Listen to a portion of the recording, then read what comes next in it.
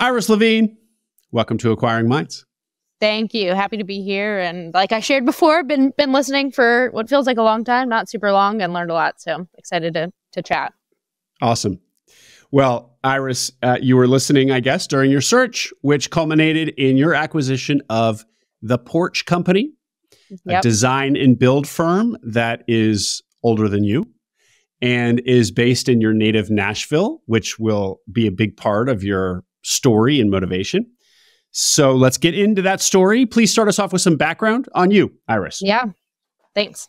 So born and raised, like you mentioned, here in Nashville. I eventually made my way up to Boston, where I went to school at Tufts. And this will probably come up, but we talked about in our pre-call, did not have the quintessential background in childhood that one would maybe have that's conducive to being where I am today. So was fortunate to, have some tough early learned lessons, and a lot of people that believed in me. Some teacher that said, hey, maybe try going to school out of state. Scholarships can pay for college. And that landed me up in New England and around a lot of folks that were different from those that I had kind of grown up around. Graduated. Iris, can you say more about that? Yeah. What was childhood like? Rough, I would say. So I grew up, which again is kind of, this full story moment, probably 3 minutes from where my office is currently. Not the place, didn't learn how to ride a bike until I was fourth grade because we had tons of violence going on outside, had parents that were divorced, single mom, up through college, my mom passed away. So just, I had a lot of privileges and I had a lot of tough things, and probably more statistics that would say that I would be a statistic than be 29 and owning a business. And so a guidance counselor or someone said, good for you to get out of town if you can, sort of thing for college? I had kind of always knew that I thought I would never come back to Nashville, quite frankly. I have the most incredible support system and network. I just didn't really feel like there was much for me here. And kind of always had this desire to live elsewhere, but also went to a school that it was one of the best schools in the state and had horrible high schools and had horrible guidance counseling. And so, kind of the default was go to school in state because you can get scholarships, and the in-state scholarships. And I had one teacher that, I had a lot of teachers that took a deep investment in me. And one particular said, hey, you're really interested in econ and international relations. Have you heard about this place called Tufts? Didn't visit any colleges before I got into them. And so if it hadn't been for him and other folks that just said, put little bugs in my head of there's more and other things out there than just defaulting to, going to the state school 3 hours away, you might be worth looking into. And hey, also, by the way, most of the people there are really wealthy and their parents are paying for college. And so there's more scholarships that the college can give that, in addition to aid. So that was, some of the single best advice I could have ever asked for. And I also met my husband, and there's so many things that came out of that other than just getting so out Tufts of was Nashville. a good experience. Yeah Hands down, like one of the best decisions that I could have made, and made without much information, but made it, and very, very grateful. So. And not coming from a wealthy background, how did you end up putting yourself through Tufts, financially speaking? Financial aid and working 3 or 4 jobs at a time. And, I had an aunt that gave me a little bit of support, but I was paying my rent. I was paying for groceries. I was, tracking every penny. I don't think I went out to eat ever until I started dating my husband, and, he would pay to go out to eat, and that was it. It was very much I think in our pre-call you asked if I felt different or otherwise. And I guess there was a sense of that. Like I knew that I didn't have the backgrounds of other folks. I'm sitting next to the daughter of the CEO of PayPal, who was a private jet, multiple houses, and that's just normal. But I never felt other than, and honestly, I felt bad for some folks that, were on their own for the first time, had no idea how to cook for themselves or clean, or, I don't really feel like I had a time where I felt other than, or that I wasn't set up for success. Felt like I was being set up for more success in many ways than other folks, because I was kind of already living in the real world versus this, fake fake world that sometimes these elite colleges and backgrounds can create, and then a rude awakening when people actually graduate and do have to take care of themselves. So yeah, or maybe they continue not having to. That's fair. That's fair. You make a good point there, or choose not. Okay, to. All right. So, and you graduate early. Yeah, so graduate early. Wanted to stop having to work 3 jobs just to pay the tuition, and wanted to really make money, and just got to a point where I felt like I could learn things that weren't necessarily in college. I was ready to be love being around folks, still want to live outside of campus with my friends, but also was ready to make money and kind of go on to my next challenge. And that led me to a financial development program at a Fortune 100 company. And I decided, before we get there, Iris, because this is all, I think, relevant to understanding who you are. Yeah. How did you do what I assume was, fairly rigorous, although the fancy schools maybe aren't as rigorous as their tuition would suggest. Yeah. But let's assume it was rigorous. How did you have a rigorous education or rigorous coursework, and be working all these jobs, and condense that all into 3 years? Like, did you do a keg stand at any point, or was this just, was there any fun? No. Yeah. Was there any fun, or were you just balls to the wall for 3 years between work and study to get out in these 3 years? That's a good, there were no keg stands, I can say that. But there was a lot of fun. I mean, I was really involved with our outdoor club. I was spending most weekends, I would go up to New Hampshire and spend time outdoors. And I think folks are a lot more capable and can pack in a lot more than they likely end up doing. So yeah, was I like a crazy partier? Absolutely not. But that's also just not who I am. But was there time for fun and things that really fulfilled me, and building really strong relationships? Absolutely. Like I was definitely not just straight from office to, to school and back and to sleep. Yeah. Good. And, I was not a 4.0 student, but graduated pretty solid grades. And that was kind of the trade-off. Like, could I have been? Probably yes. Did I, at that point, think that mattered? It was all a balance. Like, where do I put my energy? And came out on the other end. That very theme is one that will play a role in the decision that we're here to discuss. Super. All right. Okay. So carry on, please, with what you did after these 3 years at Tufts. Yeah. So Tufts Liberal Arts doesn't have a business degree or component. And so that was kind of played into my decision. There was an aspect of, I want to make a solid amount of money, and I also want to continue learning and do something that maybe I wasn't exposed to. And that led me to the, finance world. Very quickly, I say quickly, it took a couple years, but after a couple years decided bureaucracy and, large companies where you have to wait 2 years just to get a promotion because the box of having been in a role for 2 years has to be checked was not for me. And set my sights kind of on meandering my way to high growth startups, which I think had always been in my head as something I would be interested in terms of the challenge and the pace and the rigor. And so moved down to Nashville, which was home for me, but new for my now husband, from New England. And that was right before. And Iris, why back to Nashville when you left Nashville, you thought you'd never go back? That's a great question. So, I mean, at that point we'd been in Boston 7 years, and we kind of just knew we wanted to change. We talked about Seattle, where we had a lot of friends, Denver, we had a lot of friends, and Nashville was kind of the other contender. At that point, my family, my cousins, who I'd become very close with, they were down here with their partner, starting family, and we had spent a decent amount of time visiting, and the sentiment of this place has nothing for me. I mean, Nashville changed a lot, and I saw a different city and realized that, it's not the grass is not always greener. There are things I loved about living in Nashville, and it was just home.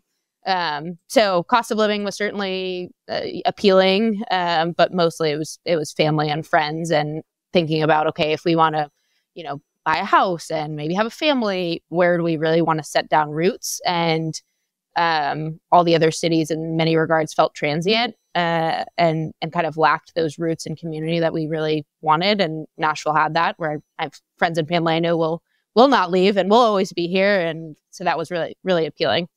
Cool.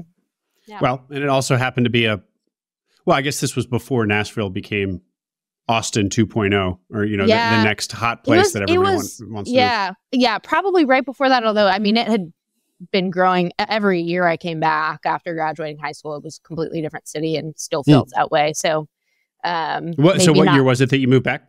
2020, literally 2 weeks before the pandemic is when we moved back. So 4 or 5 years ago. Yeah. Okay. So you moved back just before the pandemic, just in time.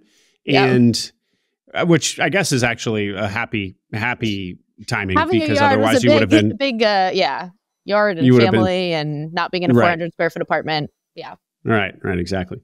And start working in tech. So what do you find in your tech stint?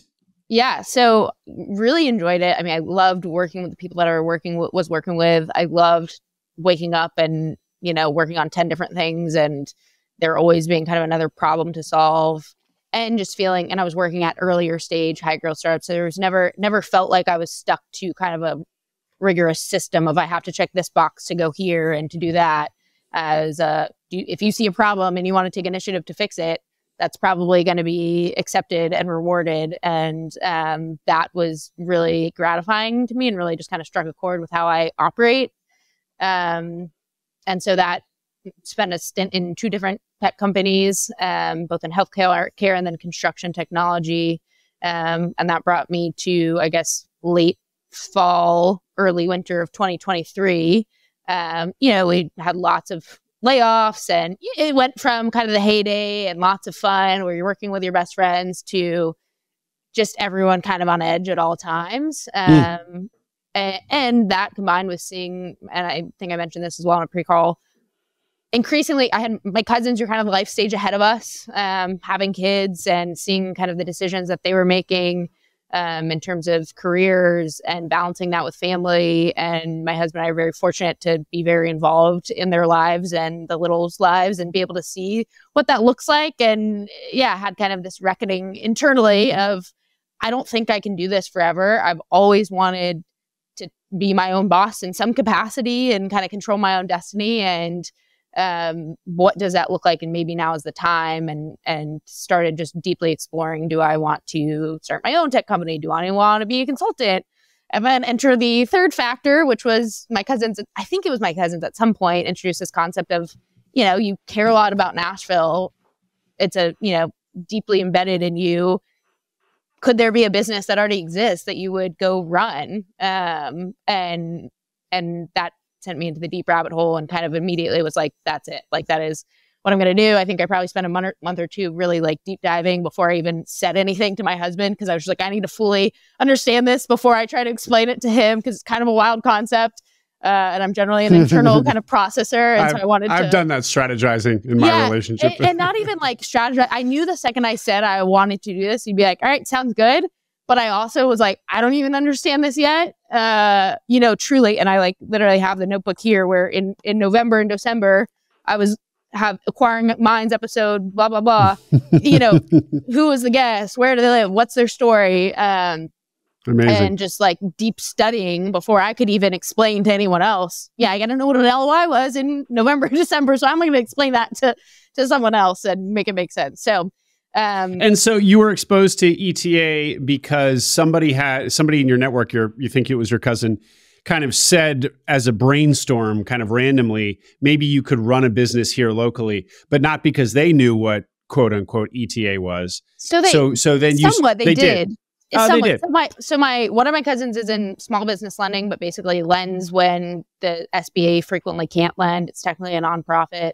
But he's been in lending for a while. So he's exposed to this. He's plugged into all the SBA lenders and folks. And then my other cousin, he actually had a friend that was working at a painting company that was given the offer to buy it. And he was an investor in that. Did he know what ETA was or that term? No, but they were operating in that without really knowing, the buzzwords and terms. Sure. So they were definitely kind of first exposure without explicitly saying this is ETA.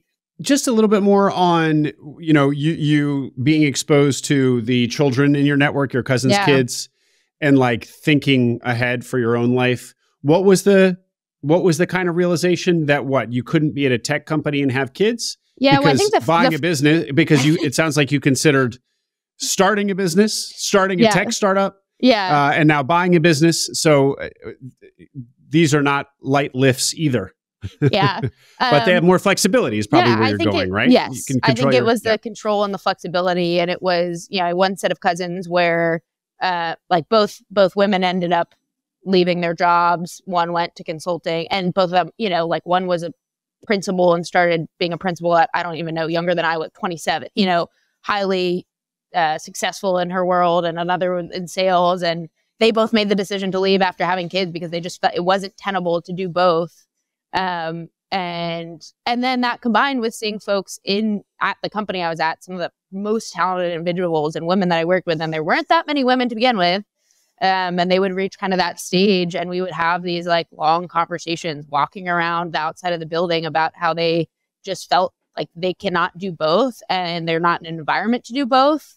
And just like kind of like tugs at your gut, like that sucks. Like, it shouldn't be one or the other, and feeling like it can be both. Like I can work hard and, pour myself into work, and there are ways that can be done, and also, have kids and have flexibility. And of course, there's always a balance to things, but just felt like being my own boss would provide a lot more flexibility than not, and just wanting to set myself up to hopefully be able to have that balance and make those decisions for myself versus have someone else make them for me. Well, Iris, you could emerge as a real case study and a real beacon for women who have to struggle with behind you, who are struggling with the same kind of set of decisions. Yeah. And you see a lot of men, you hear it on, I feel like more than not on your podcast, that they made this decision because, creating a life for their family and the balance. And I'm fortunate enough that my husband and I had this front row seat and were able to kind of talk through and think through what we wanted our life to look like before we entered that phase. Yeah. So definitely grateful to have kind of the exposure in that sense. Well, certainly flexibility and control of one's destiny, et cetera, is a theme that comes up in probably every story. Yeah. Still, like it or not, the child rearing falls more heavily on women than on men. So it's a different calculation for you all. Yeah. Okay. So down the rabbit hole you go.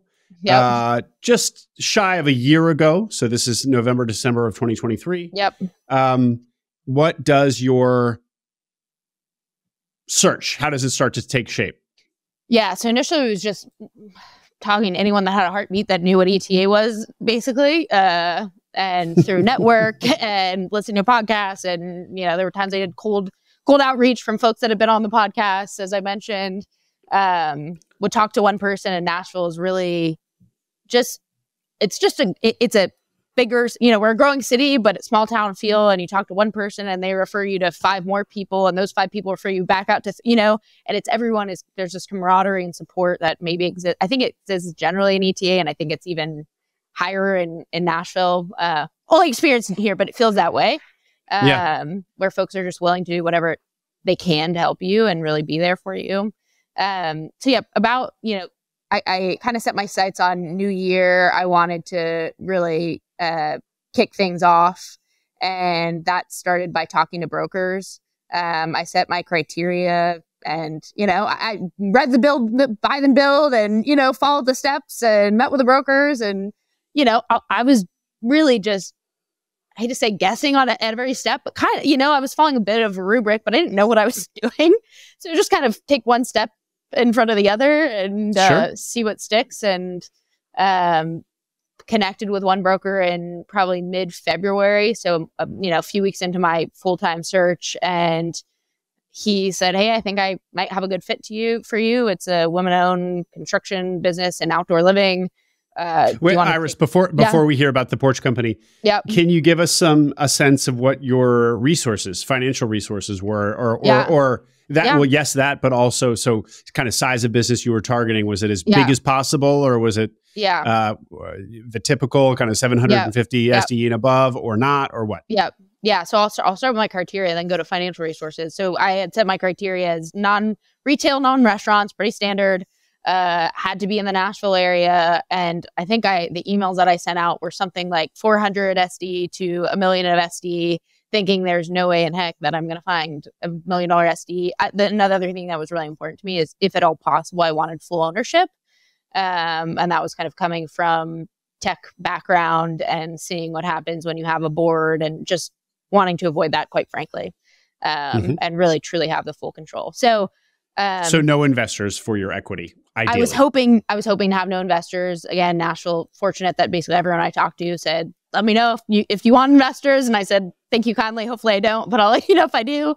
And then in terms of financial resources, I more or less was thinking it would be somewhere in the 100,000 to 200,000 that we would end up putting in, and kind of through a combination of things. We were fortunate to be making more than we ever spend in Nashville. So some of that was just savings. We had investments, didn't really want to have to pull from those. Also, we're very fortunate that we bought in 2020 our house. And so I can get to this later, but we ended up actually tapping into our HELOC for part of it so we could keep some cash reserves, and not have to touch any of our investments, with kind of the knowledge that we'd likely be able to more or less pay that off pretty quickly. So, and then the other piece, which is worth mentioning, my husband had a full-time job, and we can way more than live on his, salary. And so I knew I was going to feel not great just internally if I wasn't making money in a few months, because that's just, ingrained in me, is wanting to be able to make money and contribute.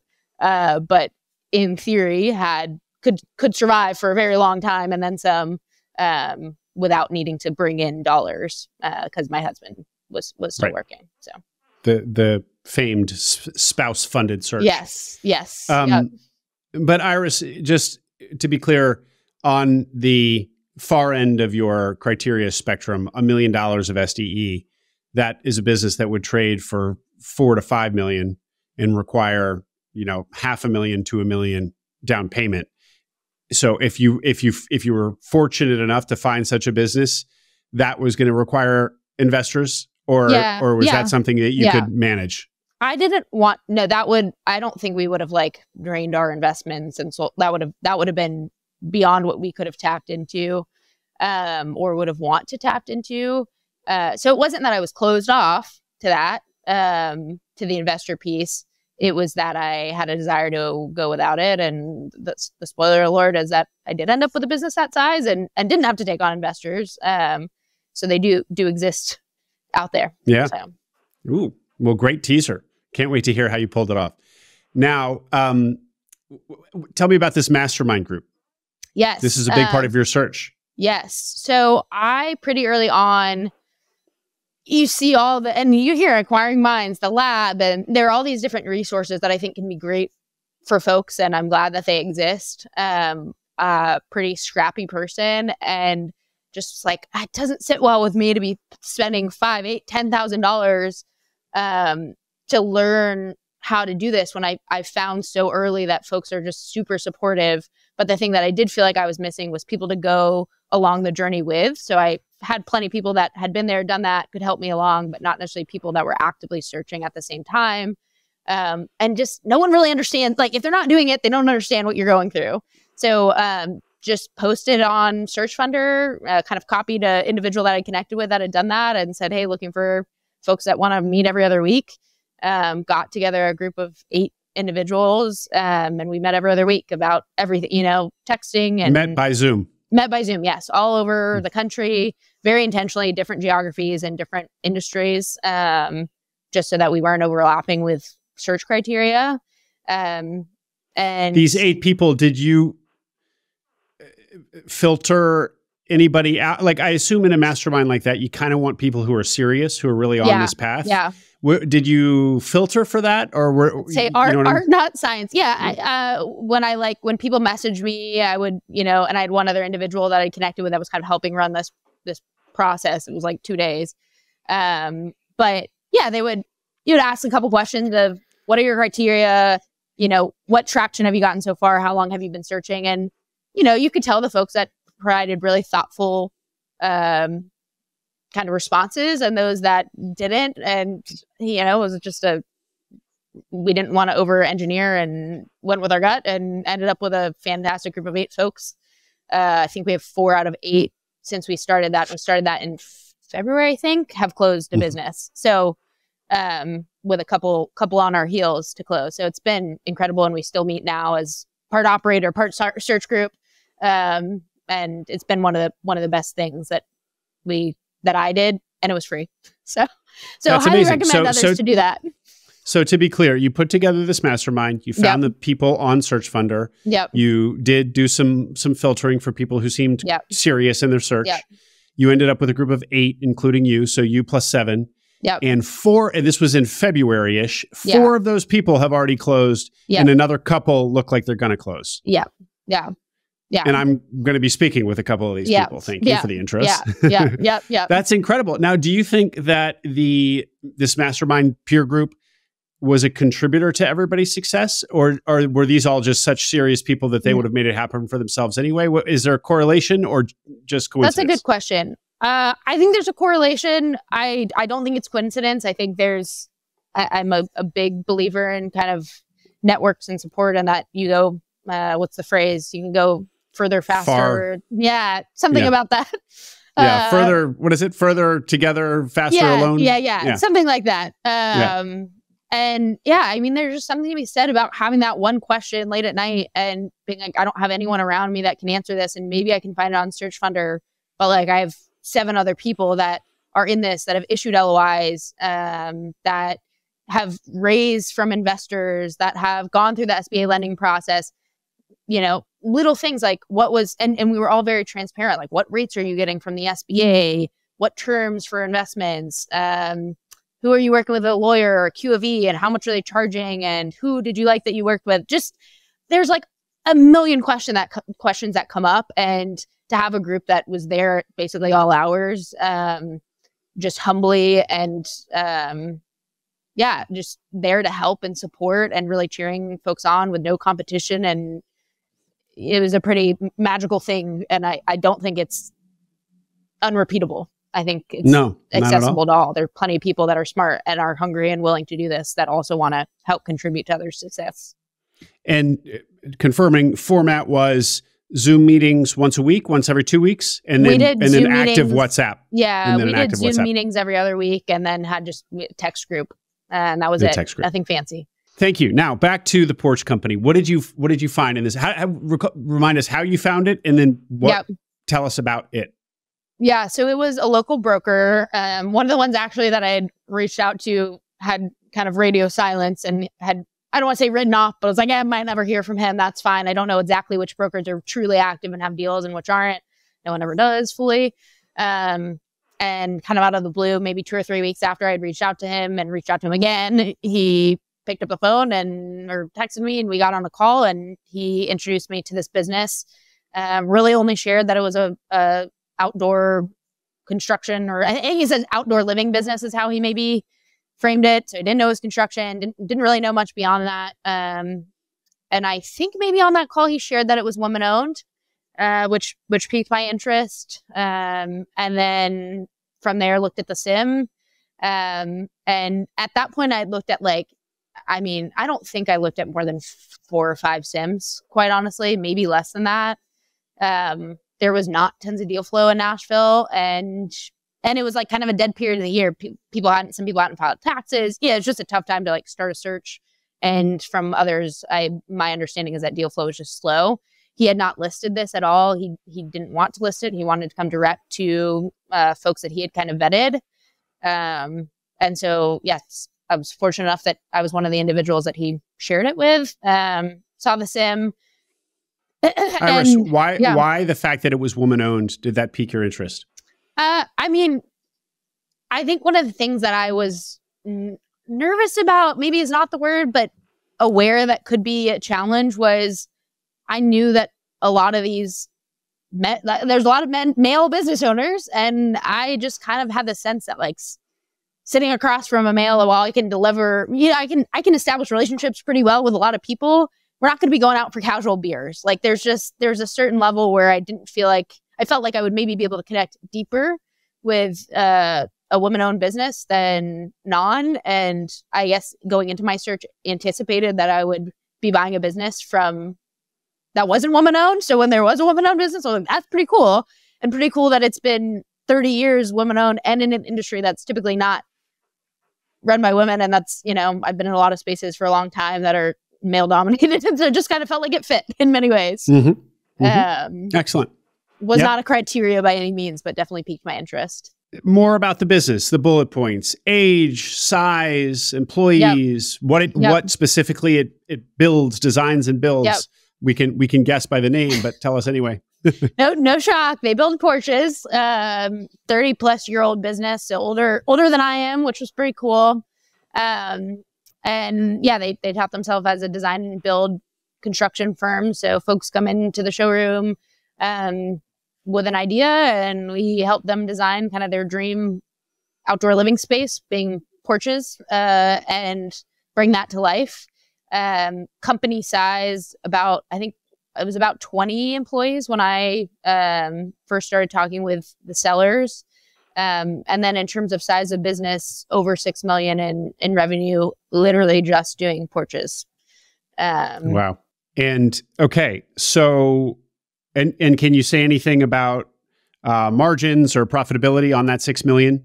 What I'll say is that it was at the upper end of what I was looking for SD, and it is also definitely above average margins for the industry. So very similar to, I know we talked about, but the Stoneman and Allen Lockridge, very similar in terms of business size and profitability and whatnot. Allen Lockridge, so Stoneman, North Carolina. Yes. That episode aired probably 6-ish months ago. So yeah, that episode played, talk about kind of serendipity moments. That episode came on literally the morning that I was planning to draft an LOI. Very quickly reached out to him, asked if I could touch base to get a sense of multiple, et cetera, and any lessons learned. And we were on the phone 2 days later, I think, and now have monthly calls and are, kind of connected as owners, which has been really fun, but very similar business and dynamic. Alan, that was a great interview. Alan's a great guy.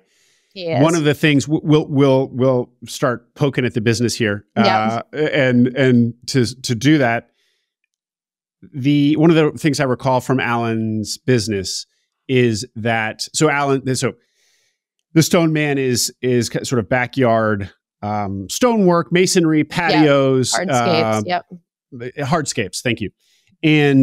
But the way the business is structured is that I think he only has like 10 employees.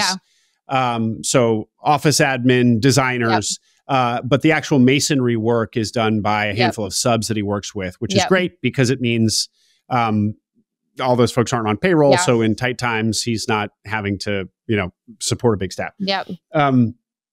How did that piece, the kind of your construction folks, do they work for you, or do they work for the Porch Company, or are they subs? So that's the one, I would say one of the big differences is we have in-house carpenters.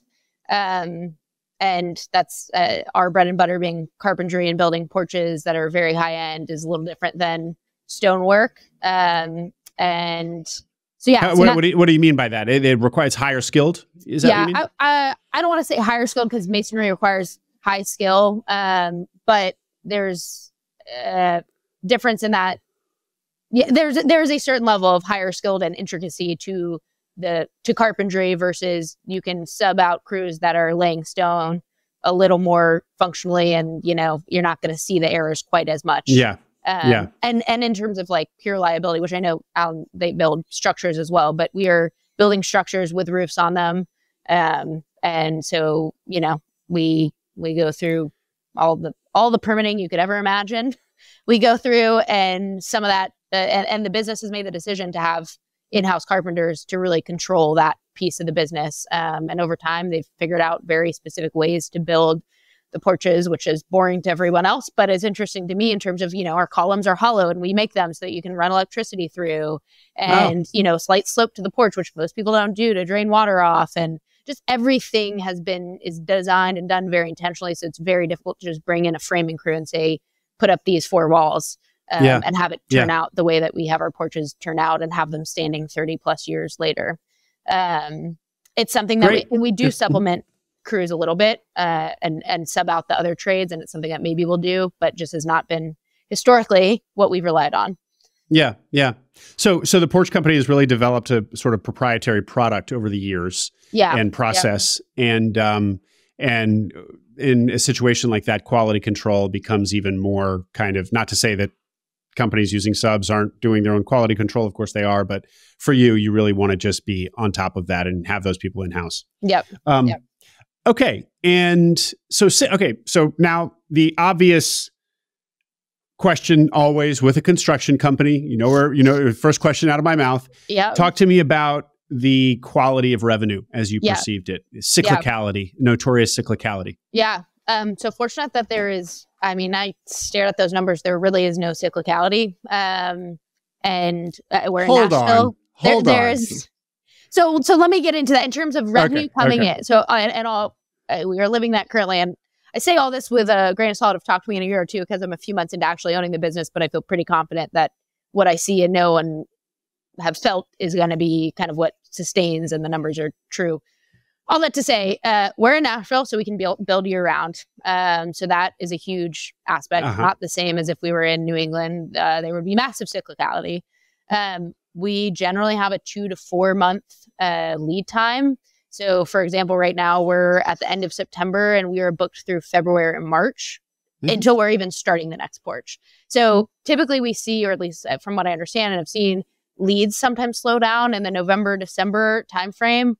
But if someone comes to us in November, December, we're probably not starting their porch until the spring anyways. Gotcha. So we kind of have a little bit of protection from that cyclicality. Your pipeline is so deep that in tighter times, the pipeline might shorten, but it's still enough pipeline that you don't actually feel it in terms of revenue. And they've had, like, I know that they've had times where they've been like, okay, we don't have that 2 months. Like, that's stressful. What are we going to do? So it's not to say it never happens. But the business has sustained for over 30 years. And based on, what it ended up selling for and a number of the business could really, really, almost crash by 75% and we would still be able to cover debt. Expenses would be another thing, but we have a lot of kind of a large safety net that other businesses that are trading a lot higher don't necessarily have, that aren't project based. And what other risks did you see in the business? Downside here? Yeah, you got to keep feeding the beast. That was the fact that it was project based was something that I knew was not, really nice to wake up and just know what you're gonna have in revenue 6 months from now. And so I knew that was a piece that I would kind of always navigate with. I knew talent and both retaining and getting talent in terms of especially the trades is just difficult, and it's difficult for everyone. And then, I knew that I didn't have a construction background. Like, I consider myself a handy person, but I just knew there was a lot of stuff that I didn't know. And so I needed to feel really confident that there was a team in place that could help me get there and could stand on their own 2 feet, and sellers that were going to be with me every step of the way to kind of catch me as I fall, because they've learned this over 30 years. That's actually something in our first seller meeting that I, said to the seller, I don't have background in construction. So if that's what you're looking for or need, like, I'm probably not your person. And she said, well, when I asked you what you were good at a few minutes ago, you said, and what you like to do, you said problem solving. And that's really all this is. And that's all construction is. And she actually left her job at IBM in the 90s to start a construction company. So there were some similarities there in terms of her path. And that I think she saw, it's okay if you don't have the construction, you have the tenacity, the grit, and, figure it out mindset. So you'll be all right, probably. Which made me just feel okay about those downsides, so to speak.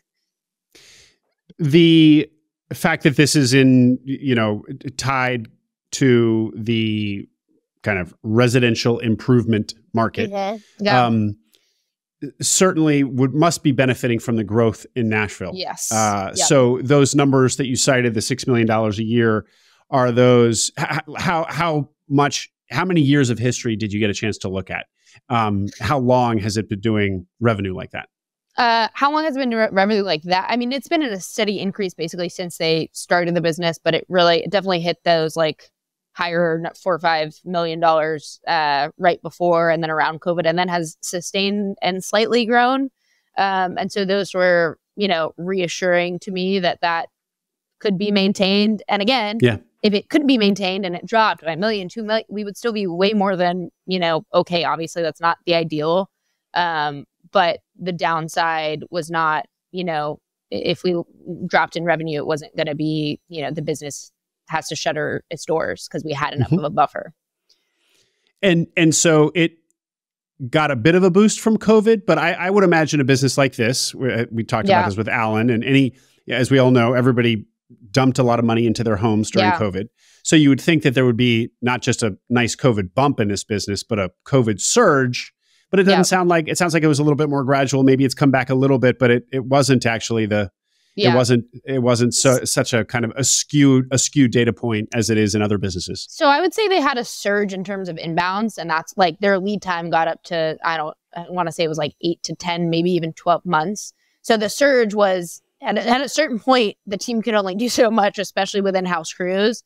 And so they kind of were at this like equilibrium. And so where the surge came in was not necessarily this massive spike to revenue, although there was an increase in revenue. It was a massive spike to lead time. And they didn't crazy grow. They very, I think intentionally, they're generally conservative by nature. They could have poured fuel on the fire and said, let's pull in a ton of crews and let's subcontract and let's do this and that so that we can feed this demand. They really focused on doing what they do well and continuing to do it and not majorly changing how they operated. So yeah, they got a bump, but it wasn't like a skyrocket and a crash down. Well, how prudent of them in retrospect. Yeah. Great. It's like they've been doing it for 25 years or so at that point, They've seen a few things. Going back to the size of this business. So I think $6 million a year for a company that builds porches seems like a lot. Surprised you, probably surprised me, and will probably surprise the audience. That's great. How many porches a year is that? In other words, what's the kind of average cost per porch? So average cost per porch generally is around, we'll call it average around 100,000 is pretty standard. Sometimes we're a little bit higher than that. Sometimes we're at 200,000. And so it's 60 projects a year, around 60 a year is a pretty good swag for that. Yep. Yeah. So you've got 5 going, well, you've probably got many more going at any given time, but 5 concluding and 5 starting every month. More or less. Yeah. Great. And then is this a business where, because it is at the front of a house and so inherently visual, that there's this great marketing effect where, people see the porch and then say to their neighbor, I want that porch, and call you, sort of thing? And is there signage, like while they're building the porch, is there a nice big The Porch Company sign on the side of the whatever the construction site? What's marketing look like? Because I'm thinking between you and Alan's business, the similarities. Alan's probably like, man, I should have bought a front yard business, not a backyard business. Well, we actually most of our work is in our like back porches. So we'll do front porches. Oh, but in terms of, if you think of most people's yards where they're building we're building essentially living spaces where they're eating in there, they have a TV, and most frequently that's on the back or the side of the house. Of course. So we do front porches. I think front porch for some reason, but you're right. Of course, it's going to be. So the front porches are generally the smaller projects, and we don't like front porches. We like those big roof, big back porches. The founder really doesn't like front porches. And we deal with, I think most places deal with this, but there's setbacks, and frequently you can't actually build onto the front of a house, but you can't build onto the side or the back. Yes. It just depends, but that's frequently what we run into. But yeah, so in terms of marketing, it is largely word of mouth, referral. It's been around for 30 years, has really strong customer reviews on Google. That's one of the things when you ask what was appealing. Some of these companies I Googled and it's like 2.3 stars. I'm like, I'm not taking my business there, so I probably don't want to buy that business. Looked up the Porch Company. The first thing I saw was, 50 plus reviews and almost a 5-star average. Like that speaks, for itself. Sure. And hard to find a person in Nashville that doesn't either have a Porch Company porch or know someone that has a Porch Company porch. I didn't find this out until after. Yeah, obviously I couldn't tell even, my aunt, my family, what the company was. And I found out that the porch that I spent nearly all of COVID on, which was my aunt's porch, was built by the Porch Company like 15 or 20 years ago. No way. That's so great. And you just, as soon as, I was able to talk about what business it was, really hard to go through one conversation without someone saying, having awareness of the Porch Company. Yeah. So, well, that must have kind of energized your desire to do something that was really part of the fabric of Nashville. Yeah. Not only that it's doing work in Nashville, but in fact, it's a brand and a product that so many people have touched. Yeah. And creating really beautiful memories. It's not like we're fixing your toilet. We're creating a space for you. We get emails all the time of folks, one that just emailed in talking about how the grandkids fight over who gets to sleep on the porch when they come visit. And, just really special to be able to help build those memories in community, or at least in some small way. Yeah. Yeah. Fantastic, Iris. What did you think of the value that you thought you could bring to the business? Yep. What did you see that as? Not knowing construction, you're going to learn it. You're a problem solver, so you're going to get in there and solve problems well. But any other business buyer fit here? Yeah, I think one of the big things that the owners had realized that they just had no desire to do, but was necessary, was, as one of my key leaders would say, bringing the business into this century. So nothing crazy, but just, accounting systems. And how about we maybe stop project managing 60 projects on paper and email and text and have a project management software, these things that the team was really hungry for, that the owners were aware that they were hungry for, but also aware that they had no desire to be the ones shepherding into that stage. I was like, I can do software and technology and processes and systems all day, regardless, like that I can do. And I can learn the construction aspect. So there's that piece. And then I think in general, just like some aspect of being ingrained in the community and being able to carry on a lot of the legacy that the old owners had created. They have a profit sharing program. They're very well known in the community. They truly, they don't just say they put their people first. They truly put their people and the community first. And I knew that was something that I was able to carry on, and they saw in me, and that you're not going to get from, no offense to the MBA students moving from, Boston to buy a business, but that's just not there. And so I think that was a factor that kind of resonated on both ends. Given that the business is 30 years old and already has such a strong brand in the community, what do you see the upside being here if you were to think about this strictly from a financial perspective and a growth perspective? I mean, upside in terms of being able to grow it, they literally only do porches. and like that has been a big part of their success. They do them really well and they do them to near perfection. But there are so many adjacent things when folks are looking to, and there's been such a push in the last few years of, outdoor living spaces. If we even took a very small piece of the puzzle of hardscaping, for example, Alan Lockridge, great example of, and I think both of us have acknowledged, we have same size businesses doing two separate things that are very adjacent and cohesive. And so where I'm sharing details about how we're building our porches and how we operate, I'm asking him how he's operating about, in hardscaping. Is that what we're going to go to? I don't know. I don't know if I'll have a desire to grow beyond that, because it's a really great, solid business that doesn't need to grow to continue being a very, financially soluble venture personally and for the team. But there are certainly a lot of adjacent spaces that we could play in if we so choose to play in them. And we have that name and reputation that folks trust us to be able to, maybe take some, I don't even want to say risk, but try some new things and see what we enjoy and what works and go from there.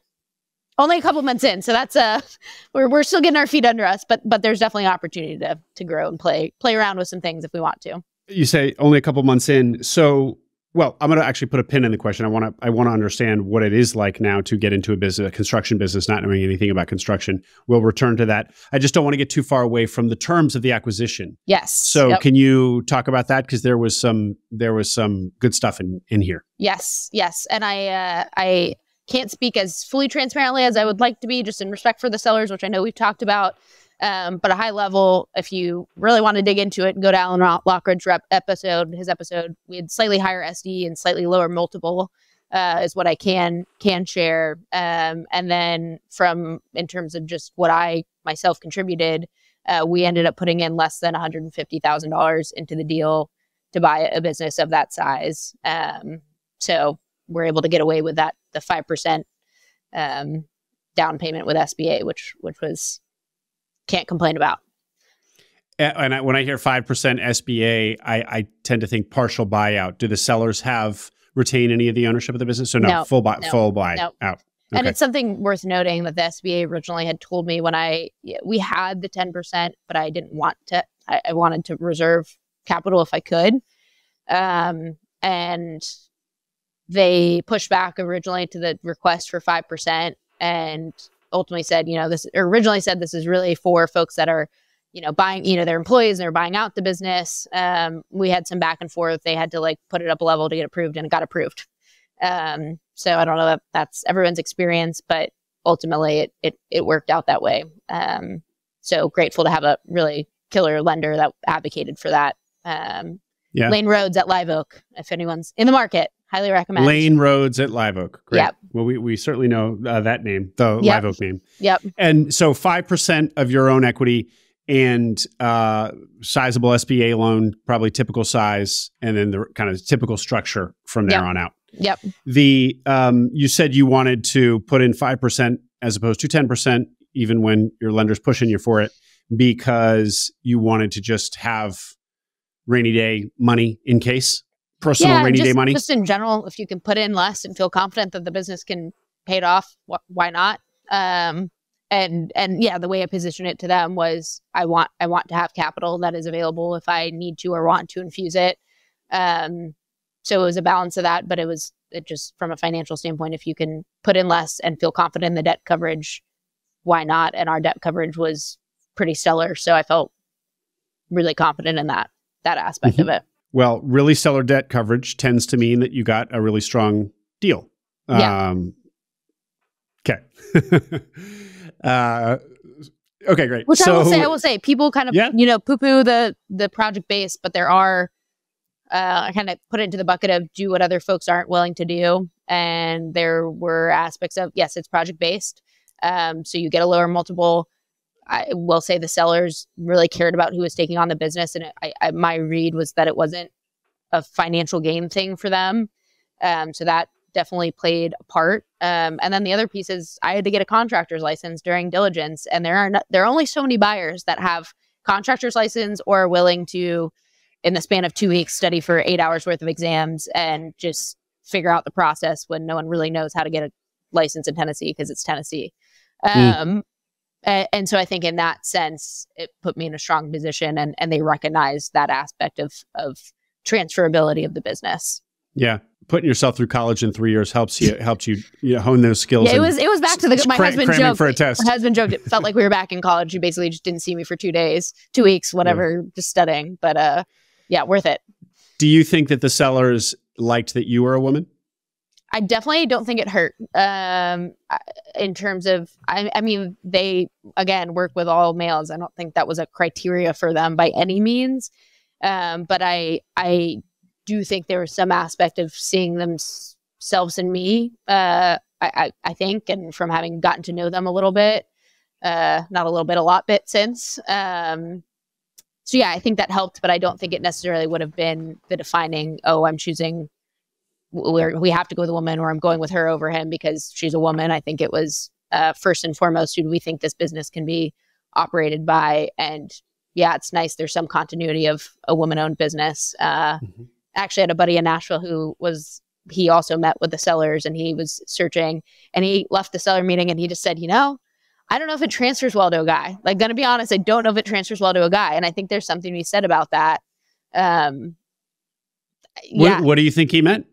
I think he just meant in terms of 30 years of being run by women, the office staff that were women, and when I talked to all the leaders and all the team members in the business, I was surprised, even our carpenters, the number that said, I came to work here because I liked that it was woman owned, or that was a big part of them enjoying working in a construction business. There's this, I don't want to say softness, but construction has kind of a rep and how it operates. And I think, again, without fully stereotyping, there was some balance that was created by it being woman owned that didn't take away from it being tough work and it being construction, but just created a culture and dynamic that is pretty integral to the business and who stayed. We have employees that have been here for 10, 17 years. Not to say they would have left if a man bought the business, but it's kind of interwoven into the fabric of the business. Yeah. You've called yourself scrappy. Maybe a euphemism for frugal, penny pinching. There were other instances of this. There were other instances of this in your deal process. Yes. I assume what you're getting at is the QofE decision. I mean, I encourage others, and the way I approached it was to treat my search like I was the CEO of my search business, and kind of putting the training wheels of how I'll operate a real business, which everything is trade-offs of where you're going to put your capital and trusting your gut, but relying on the numbers, and contentious in my mastermind group, but I actually opted not to do a QofE. And I'm not telling folks that they shouldn't do a QofE, but I talked to enough folks. And I mean, when I say that the financials lined up to a penny with tax returns, that the second that I asked for a document, they would have it within minutes. And I'm talking back to like 1993. And the owners being really interwoven into the community. And my lender actually knew the owners and the owner's husband. And there's all these things where it's like, I understand the data and the numbers. I've had folks that have financial backgrounds, even more so than me, look at them. And I feel pretty confident there's nothing I'm going to find out in a QofE that for $20,000 that I don't already know, or that I'm not going to have to learn anyways in the business. So made that decision. So far, everything has been true, and we've been on target with profitability, et cetera. Again, not saying it's for everyone, but everyone's search is different. So you really have to make the decision that's right for yourself versus saying, I'm going to follow this step 1, step 2, step 3, step 4, allocate this amount of money for this. Just every deal is different. And that was a piece of my deal where I felt like it was the right decision. And I think so far, so good. Great. Okay. Well, audience, many of you will have heard Justin Willis's story a few weeks prior to when this story with Iris is airing. Justin Willis bought a construction business, didn't do a quality of earnings. There were multiple problems with the business. So it's not to say necessarily that if he had done a QofE, all would have been well, but he feels that it probably would have caught some significant amount of the problems in the business. So just hear Iris, everybody. No, really, I don't mean to take away. No, just to balance 9 times out of 10, you should probably do a QofE. To balance the decision, make sure everybody listen to this episode and then also listen to Justin Willis's episode, just That's for great. 2 different perspectives on construction businesses that were bought without QofEs. And I'll be listening to that one as well. So I'm super excited there's a lot to learn about success, and even more probably to learn about failure, perceived failure. So Yep. Any other vendors that you wanted to call? You said you'd wanted to call out vendors that you liked. Was it just Lane at Live Oak? Lane from Live Oak was by far the best decision in my entire deal process, and would highly recommend her. She's pretty well known in Tennessee, and just is a great resource. So highly recommend. Okay, great. Circling back now to the transition, you're only 2 months in, as you've said. So, but how does it feel now to be in a construction business when not knowing anything about construction? Although you do know something about construction now because you got your contractor's license. So I guess you are a GC. But what does that feel like? At least first impressions. In many ways, it feels natural. I think it tees into a lot of things I do enjoy in terms of problem solving, hard work, just building beautiful things and connecting with kind of the outdoor environment. There are so many things where I'm asking the dumb question in the room, but that's kind of my sweet spot. Is I love when I get really bored quickly. So if I just know what's going on, I'm probably checking out pretty quickly. So the fact that everything is new to me and I'm having to figure everything out. And then it's a give and take. Like I'm taking a lot from folks' knowledge and experience on construction side, but I have a lot to give in terms of, creating systems and processes that are making the team's life easier. So I think in that sense, it just felt really good, all things considered. Not that it's not hard, like dealing with clients directly and being pulled into, when clients aren't happy, that happens once every 20 times. And then you have the 5 clients that are just, you can't talk to them without them showering your team in compliments. Like that makes it all worth it. So I wouldn't say it's easy and it's not for everyone, but for me, it's felt like a very natural fit in many ways. And you do feel like the value that you predicted and hoped you'd bring to the business, you are in fact going to be able to do. The leadership, but the systems, the bringing the business to the 21st century in terms of technology, et cetera, that the promise of that is coming true. Yeah. And I think a lot of that, I went into this expecting that we would hold on doing a lot of that for the first 6 months or so. And I mean, huge credit goes to the team where I said, okay, here's kind of some of the thoughts I have. Here's when we can do this. We can do this now or we can do this later. And resoundingly, they were like, if we're going to do it, let's just do it now. And so really in the first week, my poor team, I say poor team, but it did make their lives easier, ripping out a new accounting system, implementing a project management software, new expense management. And they have just been absolute champs. The folks the sellers that maybe would leave in the transition just because they've been here for a long time, they don't need to be working in their office. Our incredible office manager and bookkeeper are here because they really love it and want to be here and thought maybe this would be the time that they kind of moved on. And they have just been absolutely incredible and excited and, really, way exceeded expectations. Great. And things are taking a lot less time and everyone's on the same page and can go to one place to get information. And I mean, we've scratched the surface and it has already felt like we're seeing improvement. So that's very gratifying. And obviously they're project managers, maybe more than one. Yeah. And so those are kind of the people really running the construction sites. Yep. How many project managers do you have?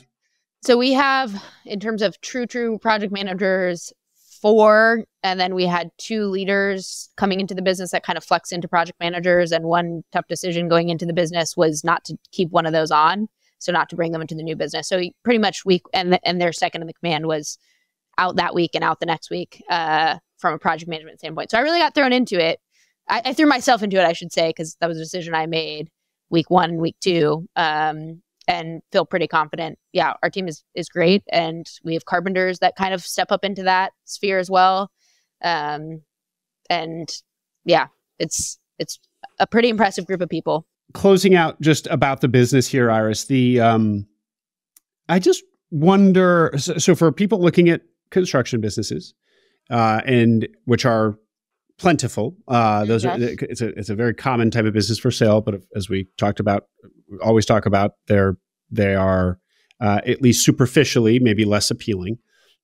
You made this really great point that go where others aren't because they are superficially less appealing, they're less competitive, and maybe sell for lower multiples, which we like. I wonder if one of the criteria to like in a construction business, I'm also very ignorant about construction, so this may be totally off, is like this specialization that you guys have in just porches, and you've done so many porches, and you probably internally, maybe not. You said you have a showroom, so maybe there are kind of porch products, a handful. I'm sitting on our porch showroom right now. Yeah. So you have a portfolio. So you guys are actually. This is going to sound like I'm belittling the product. I'm not, but you actually have widgets, and your team is building the same widgets time and again with probably, I'm sure, some customizations. Yeah. As opposed to every new project is kind of from scratch, designing from scratch sort of thing. Am I getting at something? Is there something to that, or am I stretching here? Maybe. I think niches are great.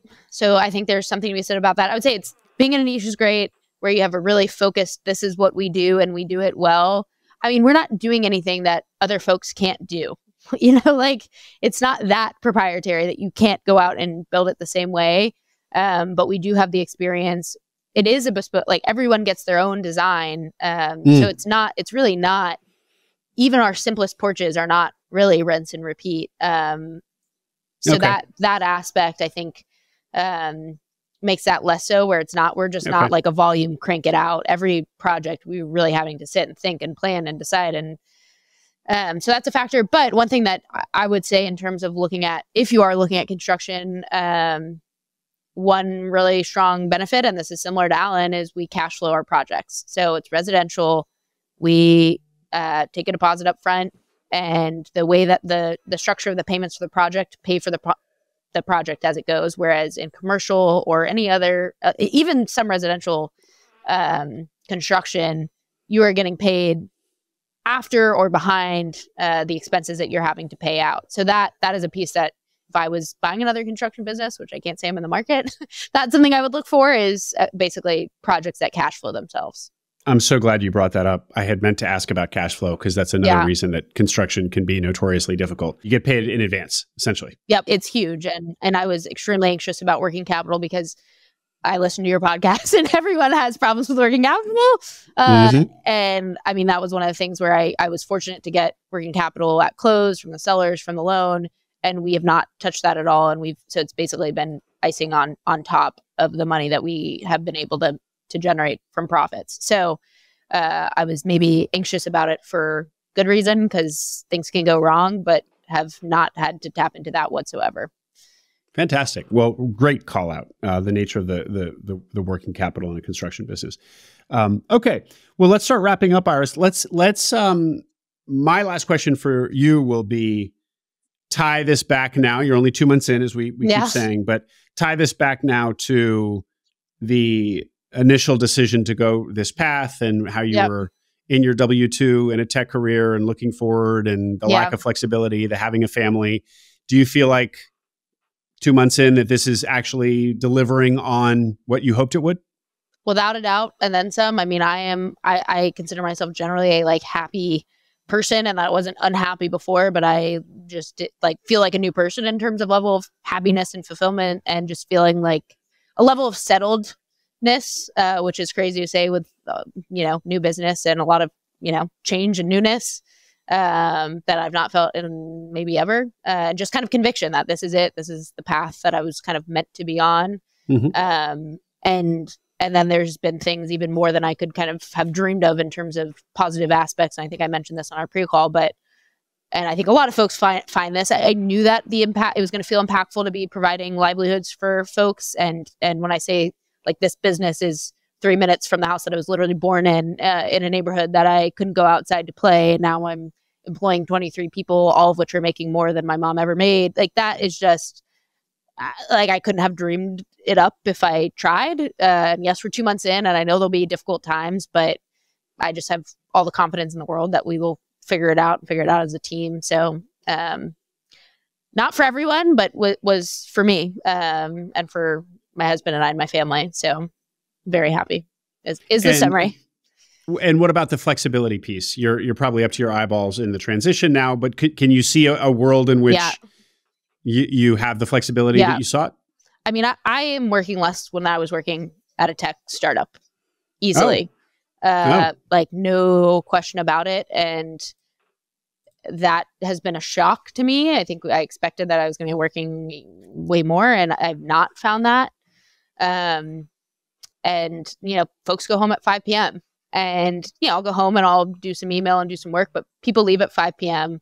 My cousin just had their third baby, and I was able to leave in the middle of the day and go meet him when he came from the hospital and not feel stressed out about that. And I was able to be there, by 5:30 to help watch them in the evenings while they were at the hospital. And, previously I was getting home at 7:30 or 8. And so I have already seen that flexibility and can envision a world in which that is conducive to, having a family and being able to work as well.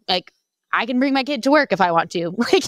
I can make that decision if that's what I want to do. No one's telling me I have 3 months or 2 months and then need to return and, bid farewell for 60 hours or 80 hours a week. So that's all things that I've been very happy to see kind of come into fruition in the short time. That's fantastic, Iris. Anything we didn't hit on that you wanted to make sure to say? Or have we got? No, I think that covers that. I would say I would highly encourage everyone. This is not right for everyone. It's not right for most people, probably 99.9% of the world. But if you're someone that feels like there's kind of something else out there for you, and you maybe feel stuck or don't know what that is, you like solving problems and working hard and kind of creating your own destiny, I cannot not recommend this path more. So I'm a big proponent for the right person, I should say. Beautiful note to end on. And if people want to get in touch with you, Iris, questions, what have you, How do you like them to do that? Yeah, more than happy to. I would say probably LinkedIn is the best one for me to be able to filter through, which is just Iris Levine. And I think I'm now associated with the Porch Company. So pretty simple, I think. Great. Well, we'll have a link to your LinkedIn there. Iris Levine, congratulations. Sounds like a really neat business and just a great story of you figuring out how you're going to get the balance and flexibility you want in your life for your family and also kind of pour yourself back into your hometown. Pretty neat. Yeah. Thank you. And thank you again, because this is truly, I mean, you're the first thing that I recommend to folks when they're starting on this journey. And I think I've spent hundreds of hours, and the mastermind group was a big proponent, but I very strongly believe that I wouldn't be here without having all the knowledge that other folks were generous enough to share and that you were able to kind of share with the world. So thank you for that. Well, thank you for now paying it back or paying it forward to hopefully in a small way, I'll be able to. Yeah. It's great interview. Thanks so much, Iris. Awesome. Thank you. I hope you enjoyed that interview. Make sure you subscribe to the Acquiring Minds channel below. We are now publishing twice a week, so tons of new interviews and stories to come. Stories that will help you along your own path to acquiring a business.